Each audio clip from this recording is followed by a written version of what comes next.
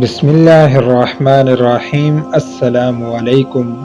پیارے دوستو، حضرت زید بن ارقم رضی اللہ تعالی عنہ سے مروی ہے کہ حضرت ابو بکر صدیق رضی اللہ تعالی عنہ نے اپنی بیماری کے دوران پانی مانگا تو آپ رضی اللہ تعالی عنہ کو ایک برتن دیا گیا جس میں شہد ملا پانی تھا۔ جب آپ رضی اللہ تعالی عنہ نے اسے منہ کے قریب کیا تو وہ رو پڑے اور ارد گرد والوں کو بھی رلا دیا۔ پھر آپ رضی اللہ تعالی عنہ تو خاموش ہو گئے مگر لوگ خاموش نہ ہوئے۔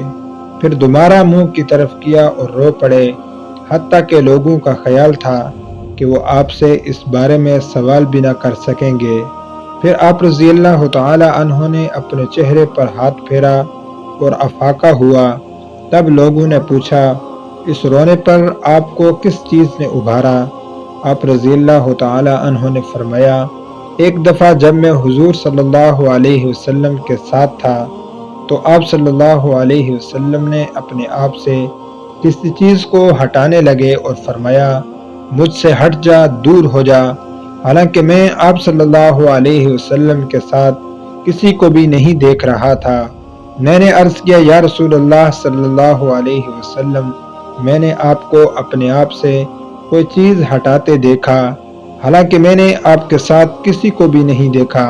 آپ صلی اللہ علیہ وسلم نے ارشاد فرمایا، یہ دنیا ہے جو متشکل ہو کر آئی، تو میں نے اس سے کہا مجھ سے دور ہٹ جا، تو وہ ہٹ گئی اور کہنے لگی، اللہ کی قسم، آپ تو مجھ سے بچ گئے مگر آپ کے بعد والے لوگ نہیں بچ سکیں گے۔